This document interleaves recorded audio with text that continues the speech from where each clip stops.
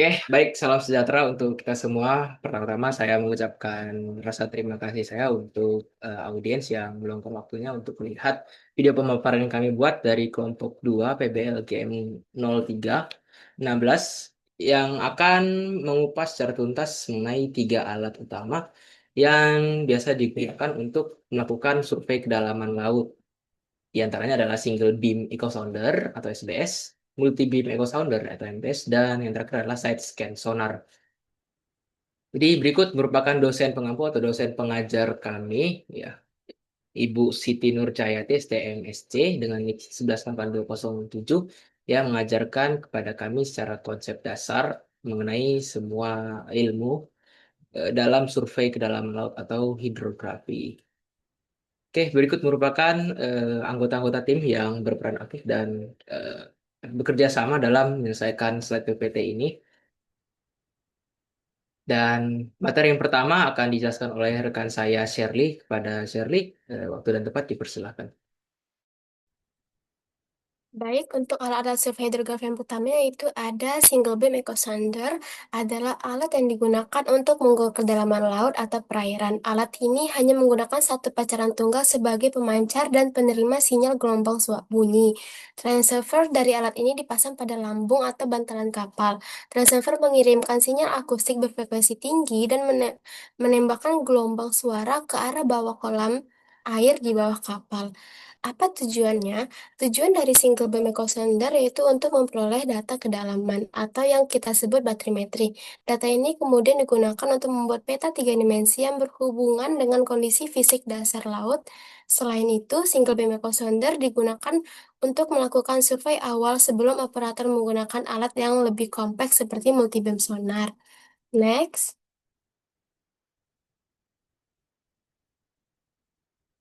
Single beam echo sounder terbagi menjadi dua jenis utama berdasarkan frekuensi yang digunakan. Yang pertama ada single frekuensi. Single frekuensi merupakan jenis echo sounder single beam yang hanya menggunakan satu frekuensi saja, yaitu high frekuensi. Jenis yang kedua adalah dual frekuensi. Dual frekuensi adalah jenis echo sounder single beam yang menggunakan dua frekuensi, yaitu frekuensi tinggi dan frekuensi rendah. Ada perbedaan frekuensi yang penting di sini. Frekuensi tinggi memberikan ketelitian dalam pengukuran kedalaman yang sangat penting untuk keselamatan kapal.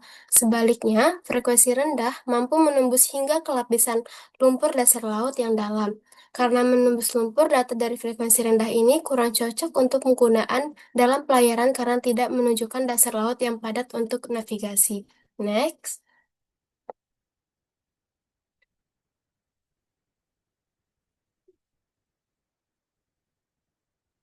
Agar single beam echo sounder dapat bekerja, ia tersusun dari beberapa komponen utama yang terintegrasi, yaitu ada transducer mengubah energi listrik menjadi energi suara dan berfungsi sebagai mengirim pulsa sinyal. Selanjutnya ada receiver, merekam gema pantulan suara yang kembali dari dasar laut. Ada kontrol, memproses data dengan menghitung data tempuh sinyal dan mengubah menjadi nilai kedalaman. Ada sistem display menampilkan hasil perhitungan kedalaman serta echo secara real time.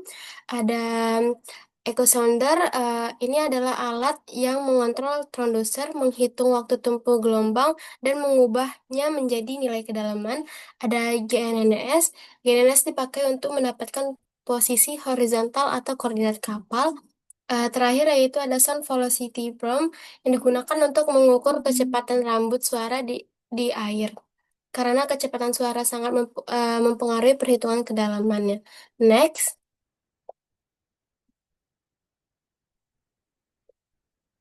Bagaimana sih sistem single beam echo sounder ini bekerja?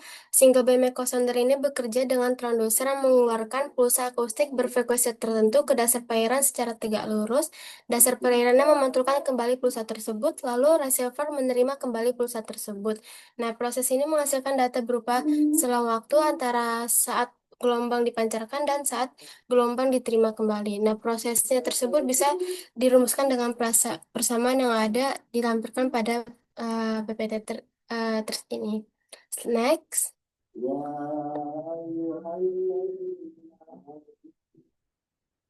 Next ada kalibrasi single beam echo sounder. Kalibrasi penting untuk memastikan data kedalaman kita akurat. Metode utama dalam kalibrasi baterimetri adalah bar check, di mana bar check itu membantu memperoleh data kedalaman yang akurat serta mengatasi berbagai sumber kesalahan sekaligus. Bar check itu terbuat dari lempeng logam berbentuk lingkaran atau persegi. Lempeng tersebut digunakan pada tali atau rantai secara bertahap dan ditempatkan di tempat di bawah transducer. Proses ini memungkinkan kita membandingkan kedalaman yang terbaca oleh alat dengan kedalaman sebenarnya yang diukur oleh rantai Bercheck. Selanjutnya akan dilanjutkan oleh Rabiatul.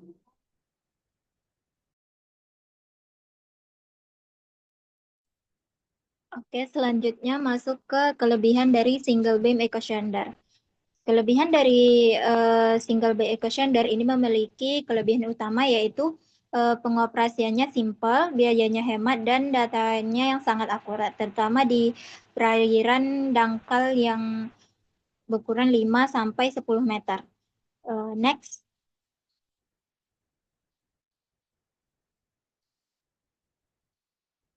Oke, untuk kekurangannya, survei menjadi memakan waktu lebih lama dan hasil peta dasar lautnya tidak full coverage.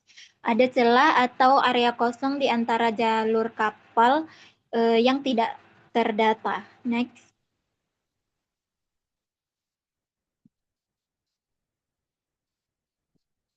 Oke, selanjutnya adalah contoh aplikasi dari single beam echo sounder.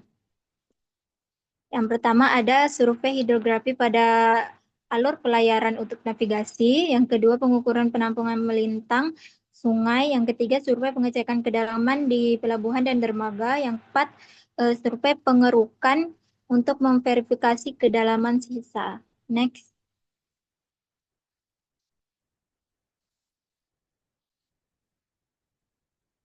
Oke, selanjutnya masuk ke multi-beam echo sounder. Multi-beam echo sounder bedanya dengan single beam, ini memancarkan banyak gelombang sekaligus melebar seperti kipas. Multi-beam echo sounder ini bisa memetakan area dasar laut yang luas dengan jauh lebih cepat, efisien, dan hasilnya sangat detail tanpa ada celah kosong. Next.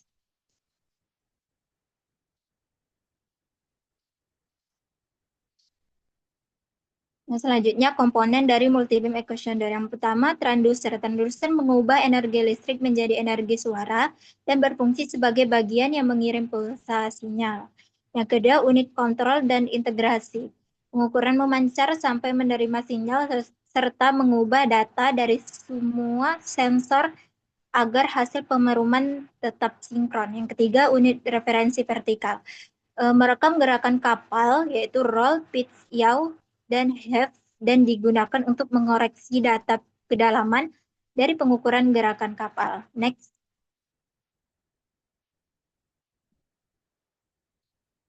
Oke, selanjutnya yaitu sound velocity meter. Mengukur kecepatan rambat suara di air agar perhitungan kedalaman lebih akurat. Selanjutnya, position system. Transducer menangkap sinyal unit kontrol, mengolahnya, sensor gerak dan kecepatan suara mengoreksi, GPS dan heading memberi posisi dan arah. Oke, yang terakhir adalah sensor heading untuk menentukan arah haluan kapal untuk memastikan orientasi data multiband tepat. Oke, selanjutnya akan dijelaskan oleh Valen. Oke, baik. Jadi di sini saya akan menjelaskan mengenai prinsip kerja dari multi-beam echo sounder itu sendiri. Seperti yang sudah dijelaskan oleh rekan saya di awal, bahwasanya multi-beam echo sounder itu pada dasarnya sama ya dengan single beam echo sounder. Namun cakupan area yang disurvei itu lebih luas, di mana multi-beam echo sounder itu bekerja dengan memantulkan gelombang suara melalui transducer dalam cakupan yang sangat luas. Bisa dilihat pada gambar di sini kapal sedang merekam bentuk permukaan air laut dengan memancarkan gelombang yang dipantulkan dan diterima kembali oleh alat, ya begitu. Sehingga terdapat nilai kedalaman dari setiap objek yang memantulkan kembali gelombang suara yang sudah dipancarkan di awal. Oke, jadi kita masuk ke dalam kalibrasi atau proses perbaikan hasil kedalaman yang diperoleh dengan menggunakan alat. Jadi yang pertama itu adalah kalibrasi pitch yang mana kalibrasi pitch itu digunakan dengan metode Barcek ya, dengan menurunkan lempeng logam berbentuk lingkaran atau persegi ke bawah transducer menggunakan teknik secara bertahap yang mana tujuannya sendiri itu untuk membandingkan data hasil aktual atau kedalaman yang direpresentasikan dengan panjang tali dengan kedalaman yang didapatkan oleh alat sehingga dapat dikoreksi perbedaannya seperti apa. Kok yang kedua itu kalibrasi roll di mana kalibrasi ini itu terasa paling pengaruhnya. Mengapa terasa paling pengaruhnya? Karena perbedaan 1 derajat saja dari aktual maka akan menyebabkan pergeseran nilai kedalaman ya di mana kita tahu sendiri bahwasanya semakin besar derajat suatu pancaran itu akan berpengaruh dengan objek yang terpantul. Oke. Jadi ada persamaan di sini untuk menggambarkan seberapa besar pengaruhnya, di mana R atau roll offset dalam derajat ini adalah dasar derajat yang kita butuhkan untuk mengkoreksi data kedalaman selama proses survei, ya, di mana sama dengan tan dikurangi dengan 1/dz per do dibagi dengan 2, di mana dz itu adalah perbedaan kedalaman dan do itu jarak cross track atau meter ya. Jadi yang ketiga atau yang terakhir yaitu kalibrasi yaw. Nah, yaw sendiri merupakan gerakan menyamping kapal pada sumbu Z akibat perbedaan tekanan pada badan kapal. Nah, kalibrasinya sendiri dilakukan dengan melintasi 2 jalur sejajar berjarak 2 kali kedalaman pada arah dan kecepatan yang sama. Nah, tujuannya adalah melihat ya nilai kedalaman yang overlapping atau sama yang kemudian data tersebut dianggap benar sebagai dasar dari pengoreksian data kedalaman ya teman-teman. Ya. Oke, next akan dijelaskan oleh rekan saya Jovan. Kepada Jovan, waktu dan tempat dipersilakan. Baik, selanjutnya ada kelebihan dan kekurangan kerja multi-beam extruder. Yang pertama kelebihan. Kelebihan dari multi-beam extruder menghasilkan data batimetri yang resolusi tinggi dengan akurasi vertikal 0,1 meter dan horizontal kurang dari 1 meter. Terus, multi-beam juga memetakan banyak titik dasar laut dalam satu kali survei, lalu menyusunnya menjadi peta kontinu dengan SWOT 120 sampai 160 derajat. Selain itu, menyediakan baik peta batimetri, multi-beam juga mampu menghasilkan gambar backscatter daerah yang survei. Terus untuk kekurangannya yaitu pengukuran dalam multi-beam extruder membutuhkan biaya yang jauh lebih mahal. Terus yang kedua ada pengukuran dengan multi-beam extruder jauh lebih kompleks. Next.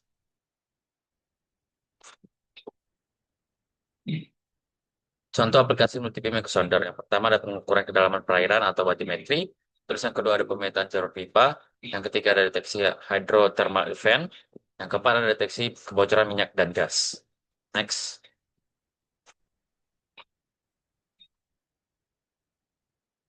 Sini selanjutnya ada side scan sonar, yang artinya adalah instrumen akustik yang digunakan untuk mendapatkan citra dasar laut dengan memanfaatkan pantulan gelombang suara frekuensi tinggi yang sangat penting untuk identifikasi objek dan karakterisasi dasar perairan. SS menggunakan prinsip pemancaran gelombang akustik ke sisi kiri dan kanan alat, kemudian merekam gelombang pantul yang dipantulkan oleh objek dan tekstur dasar laut. Tujuan utama dari side scan sonar adalah memetakan dasar laut secara detail untuk deteksi, mengidentifikasi, dan mengklasifikasi objek serta sedimen bawah air, seperti menemukan dan memetakan lokasi benda-benda yang menonjol dari dasar laut. Next.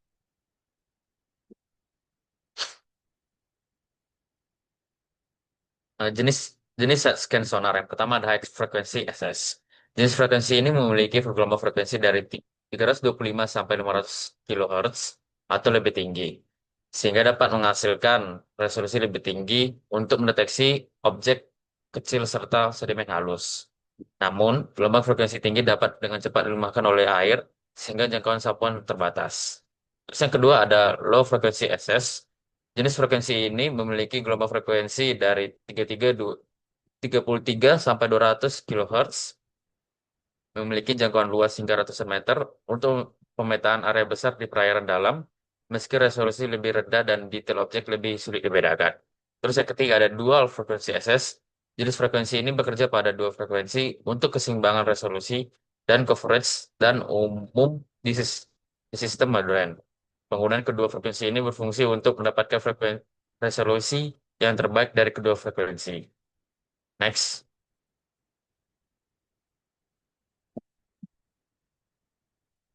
Komponen side scan sonar. Yang pertama ada recorder. Recorder adalah unit pengendali di atas kapal yang mengirim gelombang listrik, perekam data, backscatter, dan lainnya. Terus yang kedua ada towfish, yang inti dari sistem SS karena menampung semua perangkat akustik, contohnya transducer, sensor, orientasi, dan lainnya. Yang ketiga ada kabel penarik. Kabel ini berfungsi sebagai penghubung fisik dan komunikasi antara towfish dan kapal dan juga konduktor dalam pengirim listrik. Terus yang keempat ada sistem navigasi digunakan dalam mencatat posisi kapal secara akurat untuk memberikan koordinat geografis yang tepat pada setiap titik. Next.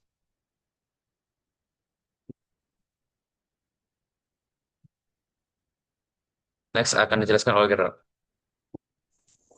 Selanjutnya adalah prinsip kerja dari side scan sonar. Jadi side scan sonar memiliki prinsip di mana dapat mengirimkan gelombang akustik dengan frekuensi yang tinggi dari perangkat transducer ke dasar laut, di mana gelombang akustik tersebut akan dipantulkan kembali oleh permukaan dasar laut dan objek-objek yang terdapat di bawah air dengan intensitas pantulan yang berbeda yang sesuai dengan karakteristik materialnya.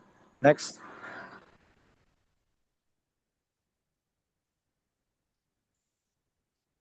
Selanjutnya adalah kalibrasi pada side scan sonar. Pada kalibrasi yang pertama adalah altitude correction, di mana kalibrasi ini dapat menghilangkan noise dari water column di titik nadir dan menyesuaikan posisi dasar laut secara akurat. Yang kedua terdapat slant range correction, di mana koreksi ini dapat untuk menampilkan posisi objek dengan benar pada citra dasar laut. Kemudian yang terakhir adalah radiometric correction, di mana dapat menyesuaikan intensitas pantulan untuk menghilangkan variasi akibat sudut sinar dan jarak sehingga kontras dan kecerahan citra menjadi konsisten. Next.